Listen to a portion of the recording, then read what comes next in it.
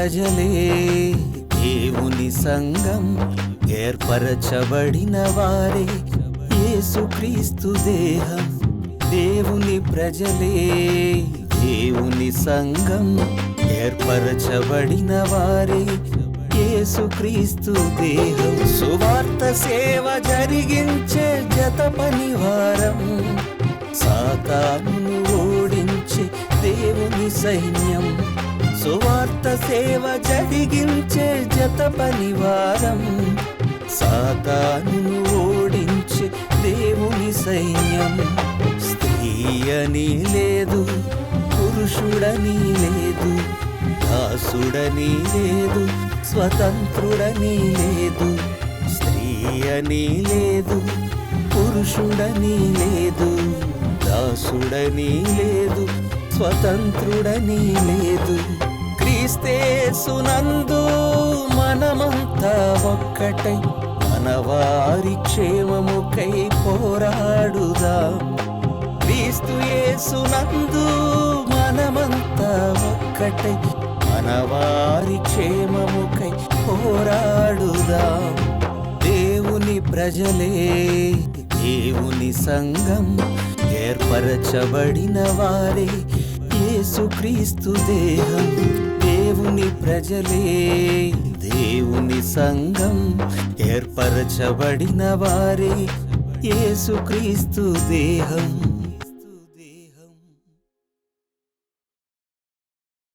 యేసుక్రీస్తునందు పరిశుద్ధపరచబడిన వారై పరిశుద్ధులుగా నిర్దోషులుగా ఉండుటకు పిలువబడిన మీ అందరికీ నా హృదయపూర్వకమైన వందనములు తెలియజేయుచున్నాను.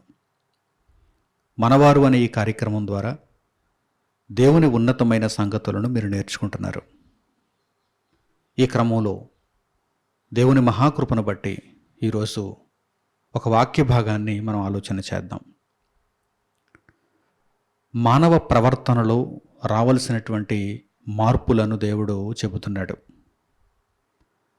రాబోయే జీవితం ఉన్నతమైనదని, ఆత్మగా నిత్యత్వంలో మనుషులందరూ ప్రవేశించాలని దేవుడు కోరుకుంటున్నాడు.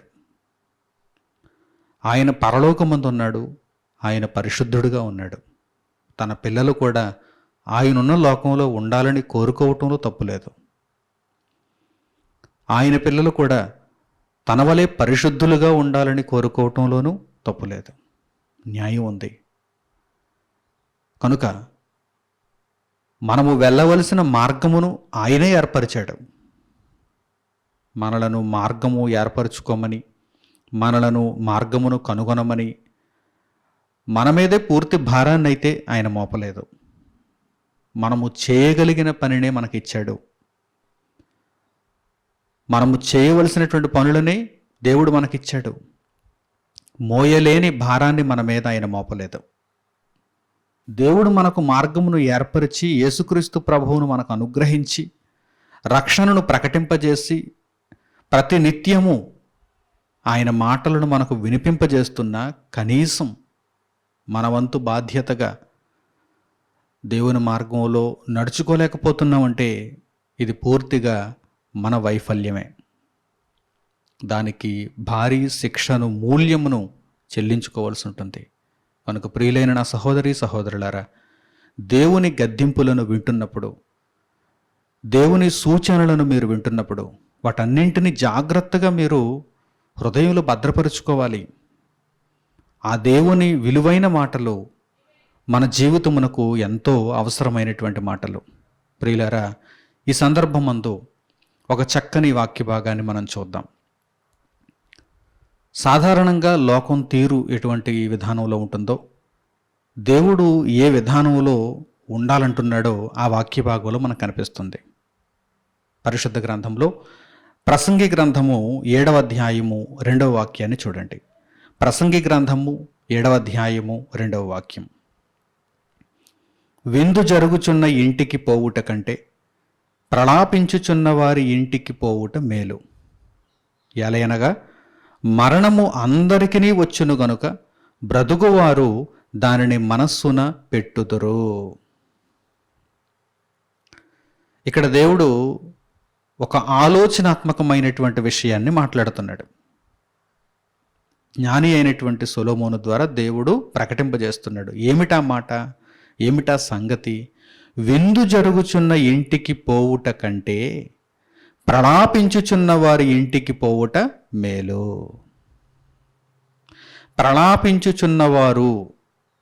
ప్రలాపించుచున్నవారు అంటే రోదిస్తున్నవారు, వేదనతో ఏడ్చుచున్నవారు.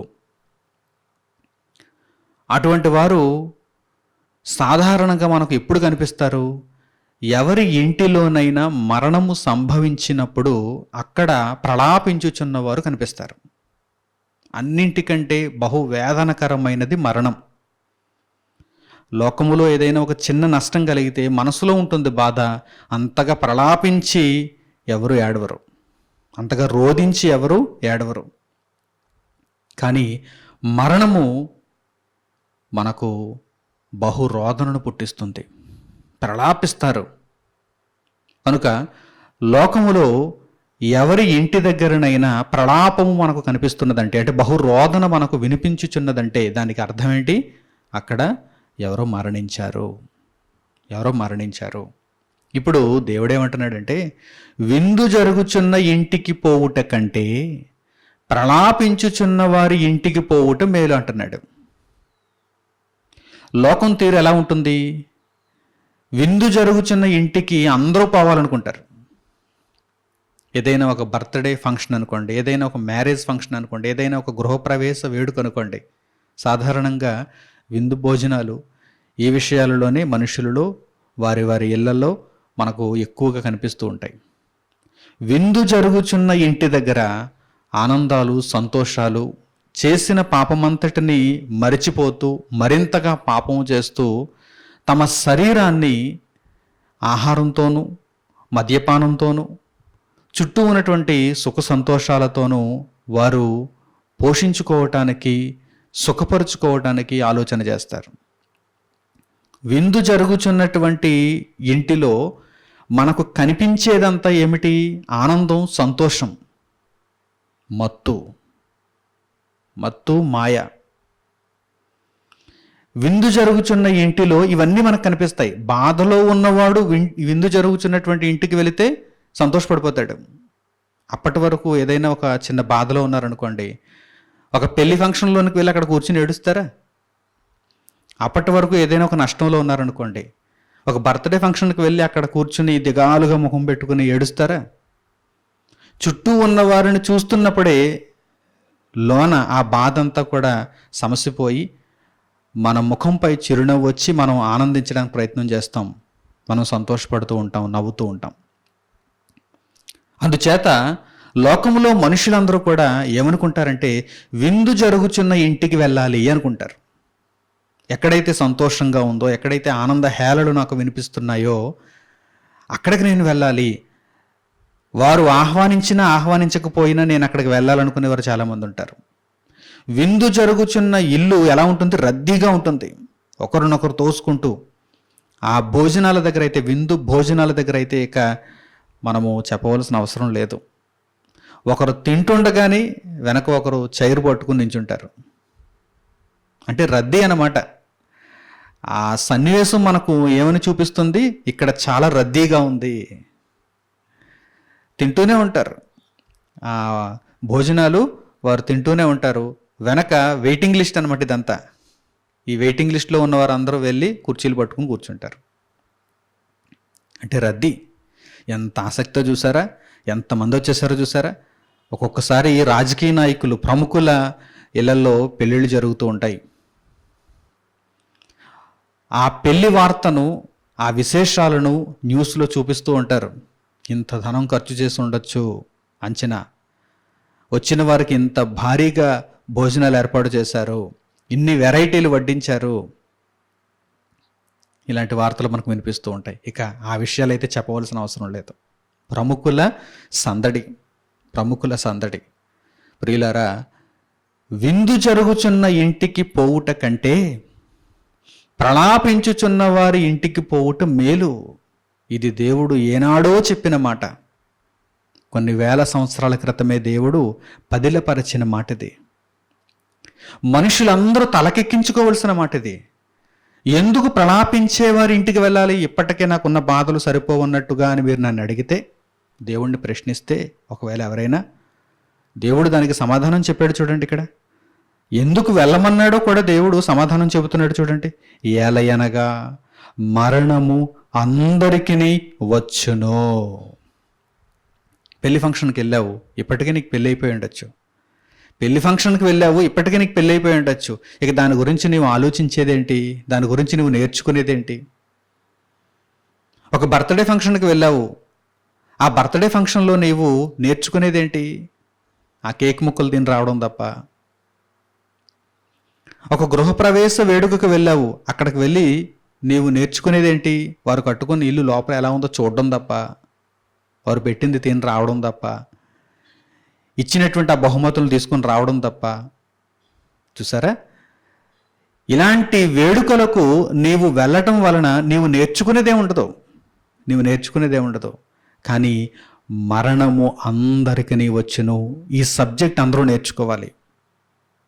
దీనినే దేవుడు కోరుకుంటున్నాడు. మరణము అందరికీ వచ్చును గనుక బ్రతుకుంటేనే కదా వెళ్తారు ఎక్కడికైనా. బ్రతుకువారు దానిని మనస్సున పెట్టుదురు. ప్రలాపించు వారి ఇంటికి వెళ్ళినప్పుడు వెంటనే జ్ఞాపకంలోనికి వచ్చేదేంటి? ఒక కేక్ ముక్క కాదు, ఇల్లు ఎలా ఉందో చూడడానికని కాదు, ఈ నూతన వధూవరులు ఎలాంటి దుస్తులు వేసుకున్నారు, వీరు ఎలాంటి వెరైటీలతో వంటలు వడ్డిస్తున్నారు, వచ్చిన వారందరూ ఎలాంటి వస్త్రాలు వేసుకున్నారు, ఎలాంటి నగలు పెట్టుకున్నారు, వారు వచ్చారా వీరు వచ్చారా అని చూడడం కాదు. ప్రలాపించు వారి ఇంటికి వెళితే మనసంతా దేని మీదకు వెళుతుంది? అదిగో అక్కడ పరుండబెట్టినటువంటి శవం, దాని మీదకు వెళుతుంది. మనసంతా కేంద్రీకృతం అవుతుంది. ఎందుకంటే అందరూ ఆ విషయమై దుఃఖంలో మునిగిపోయి ఉంటారు. ఆ కుటుంబ సభ్యులైతే ప్రలాపిస్తూ ఉంటారు, రోదిస్తూ ఉంటారు, గుండెలో బాదుకుంటూ ఉంటారు. ఇప్పటి వరకు నాతోనే ఉన్నావు, ఏమైపోయావు, మాయమైపోయావు అని మాట్లాడుతూ ఉంటారు. వారి నోట నుండి, అనగా ఆ ప్రలాపించే వారి నోట నుండి అప్పుడు నిజాలే బయటకు వస్తాయి. వెళ్ళిపోయావా, ఇక రావా, లేవా, కళ్ళ ముందు శవాన్ని వారు చూస్తూ వెళ్ళిపోయావా, లేవా, రావా, ఇక నాకు లేవా అని వారు మాట్లాడుతూ ఆ మాటల్లో వచ్చిన వారందరికీ నిజాలను చెబుతూ ఉంటారు. ఏమిటా నిజాలు? వారు ఆస్తికులైనా నాస్తికులైనా, దేవుని మార్గమును కనుగొన్నవారైనా కనుగొనని వారైనా, వారి నోట వచ్చేది అక్కడ మాత్రం నిజమే. ఏమిటా నిజం అనగానే, ఆత్మ వెళ్ళిపోయింది. బ్రతికున్నప్పుడు ఎవరినైనా మామూలు పరిస్థితులలో ఆత్మ ఉన్నదని నీవు నమ్ముతున్నావా అంటే నమ్మనంటాడు. ఏది చూపించు, ఆత్మ ఉంటే చూపించు, చూస్తేనే నమ్ముతానంటాడు. కానీ శవం దగ్గర బోరున విలపిస్తూ ఏమంటారు? వెళ్ళిపోయావా, ఇక రావా, మాకు లేవా? ఎవరింతకీ వెళ్ళిపోయింది, ఎవరింతకీ రానిది, ఎవరింతకీ వీరికి లేనిది? ఆత్మ. కనిపిస్తున్న దేహమంతా అలాగే ఉంది, ధరించుకున్న బట్టలు అలాగే ఉన్నాయి, ధరించుకున్న నగలు అలాగే ఉన్నాయి, ఆ రూపం అంతా చెక్కు చెదరనట్టుగా మనకు కళ్ళ ముందు కనిపిస్తున్నా లోన దేవుడు పెట్టిన దీపం వెళ్ళిపోయింది, ఆత్మ వెళ్ళిపోయింది. ఈ నిజాన్నండి అందరూ మాట్లాడతారు. ఒక పెళ్లి వేడుకకు వెళితే అక్కడ అన్ని అబద్ధాలే. ఒక బర్త్డే వేడుకకు వెళితే అందరూ మాట్లాడుకుంటున్నటువంటి మాటల్లో అన్నీ చెత్త మాటలే, అబద్ధాలే. సినీ మీడియాకు సంబంధించిన మాటలు కావచ్చు, రాజకీయ నాయకులకు సంబంధించినటువంటి మాటలు కావచ్చు, ఏవేవో చెత్త మాటలు. ఆత్మను గురించి ఎవరైనా మాట్లాడతారు అక్కడ? ఒక గృహప్రవేశ వేడుకకు వెళితే అక్కడ అన్నీ చెత్త మాటలే. ఇల్లు నేను కూడా ఇలా కట్టుకోవాలి, ఇది ఇలా మారిస్తే బాగుంటుందండి, ఇది చాలా చక్కగా కట్టించారండి. మాటలు పెళ్ళుగు వచ్చేస్తుంటాయి, పనికిరాని మాటలు. కానీ ప్రలాపించు వారి ఇంటికి వెళితే ఆ ప్రలాపిస్తున్న వారి నోట వెంబడి దాదాపుగా అన్ని నిజాలే బయటకు వస్తాయి. కనుక అక్కడికి వెళితే బ్రతికి ఉన్నటువంటి మనుషులు, చచ్చిపోయిన వారు ఎలాగో వెళ్ళిపోయారు, వారికి అక్కడ ప్రయోజనం లేదు, వారికి భూమి మీద ఇంకెక్కడ ప్రయోజనం లేదు వెళ్ళిపోయిన వారికి. కానీ బ్రతికి ఉన్నవారు ఆ మరణమును మనస్సున పెట్టుదురు. మరణము అందరికీ వచ్చును, ఎవరు అతీతులు కారు. పెళ్ళి అయిపోతే ఇక మరలా పెళ్లి ధ్యాస ఎందుకు? బర్త్డేకి వెళ్ళి నీవు అక్కడ ఆలోచించేదేంటి? గృహప్రవేశ వేడుకకు వెళ్ళి అక్కడ నీవు ఆలోచించేదేంటి? కానీ మరణము ఎక్కడైతే సంభవించిందో ఆ ప్రలాపించు వారి ఇంటికి వెళితే నీవు ఆలోచించవలసింది అక్కడ కనిపిస్తోంది. నీకు మరణం వస్తుంది అని దేవుడు తెలియజేస్తున్నాడు. ప్రతి ఒక్కరికి మరణం ఎదురవుతుంది. ఇది ఒప్పుకున్నా ఒప్పుకోకపోయినా ఇది భయంకరమైనటువంటి నిజమే కదా, వాస్తవమే కదా, యథార్థమే కదా దేవుడు చెప్పేది. మరణము అందరికీ వచ్చును కనుక దానిని ఆ బ్రతికి ఉన్నవారు మనస్సున పెట్టుదురు అంటున్నాడు దేవుడు. ఒక్క మాటలో జీవిత సత్యాన్ని దేవుడు వివరిస్తున్నాడు. చూడండి, జీవిత సత్యాన్ని దేవుడు వివరిస్తున్నాడు. కనుక ప్రియులైన నా సహోదరి సహోదరులారా, దేవుని మాటలన్నీ పుటము పెట్టబడినవే. ఆ దేవుని మాటలను వింటున్నప్పుడు, నేర్చుకుంటున్నప్పుడు మీ బ్రతుకులను చక్కదిద్దుకోండి. ఇప్పటి వరకు ఉన్నటువంటి ఆలోచన విధానాలు ఎలా ఉన్నాయో మీకే తెలుసు. కానీ ఇక మీదట దేవుని మార్గంలోనికి రండి. ప్రలాపించు వారి ఇంటికి వెళితే నేను మరణమును మనస్సును పెడతాను. మరణమును మనస్సును పెట్టడం వలన ఉపయోగం ఏంటి? ఇప్పుడు నా బ్రతుకు పరమార్థం నాకు అర్థమవుతుంది. నేను మరణిస్తానని నా జ్ఞాపకాలలో నేను ఎల్లప్పుడూ ఉంచుకొని ఆ మరణమునకు ముందు నేనేమి చెయ్యాలి అనే దానిని దేవుని కొరకు నేను ఆలోచన చేస్తూ దేవుని యొక్క గ్రంథంలో వ్రాయబడిన దానిని నేను నేర్చుకుంటూ దాని ప్రకారముగా నడుచుకుంటే నాకు లాభం కలుగుతుంది అనేటువంటి జ్ఞానము అప్పుడు కలుగుతుంది. అందుకు మరణమును మనస్సును పెట్టాలి. కనుక చక్కని నిర్ణయాలు తీసుకోండి. ఇక మీదట వ్యర్థమైనటువంటి తలంపులతో ఉండవద్దు, లోకానుసారమైనటువంటి జీవితంలో పోవద్దు, దేవుడు సూచించిన మార్గంలో నడుచుకోండి. తలలు వంచి తండ్రి అయిన దేవునికి ప్రార్థనలు ఏకీభవించండి. పరిశుద్ధుడు అయిన మా కన్న తండ్రి, మీ ఉన్నతమైన ప్రేమకు ఈ సమయమందు మీరు మాకు అనుగ్రహించిన జీవము కలిగిన జ్ఞానపు మాటలకు మా హృదయపూర్వకమైన కృతజ్ఞతాస్తుతులు మీకు చెల్లిస్తున్నాము. మలినములో నుండి మమ్మను బయటకు తీసుకొస్తున్నారు. అంధకార సంబంధమైనటువంటి లోకములో నుండి మమ్మను బయటకు తీసుకొస్తున్నారు. మీ మాటల చేత మమ్మను మీరు శుద్ధి చేస్తున్నారు. అందుకు మీకు కృతజ్ఞతాస్తుతులు తండ్రి. క్రీస్తు యేసు ద్వారా అనుగ్రహింపబడిన ఈ రక్షణను మేము జాగ్రత్తగా కాపాడుకుంటూ మీ మార్గంలో చక్కగా ముందుకు కొనసాగే భాగ్యమునివ్వండి. మరణము మా అందరికీ సంభవిస్తుంది. దానిని మనస్సున ఉంచుకుంటూ మీ మాటల ప్రకారము జీవిస్తూ మీ దృష్టికి యోగ్యులముగా, మీ ఇల్లంతటిలో నమ్మకస్తులముగా మేము ఉండగలుగుటకు సహాయము చేయమని మేము వేడుకుంటూ మా ప్రార్థన మనవులను మా ప్రభువును రక్షకుడునైన యేసుక్రీస్తు వారి పేరిట మిమ్మల్ని వేడుకొనుచున్నాము తండ్రి. ఆమెన్. అందరికీ వందనములు. సెలవు.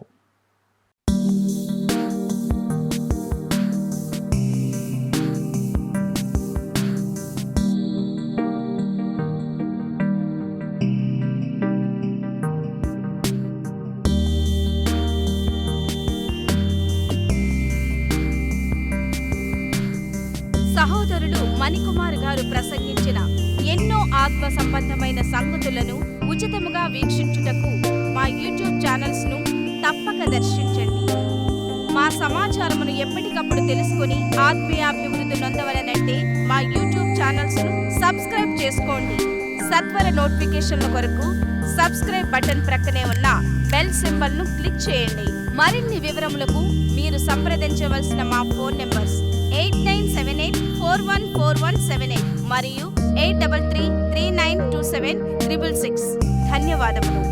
ఈ కార్యక్రమమును అనేక మందికి పరిచయం చేయగలరని ఆశిస్తున్నాము. ప్రభువైన యేసుక్రీస్తు పేరిట మీకు శుభములు.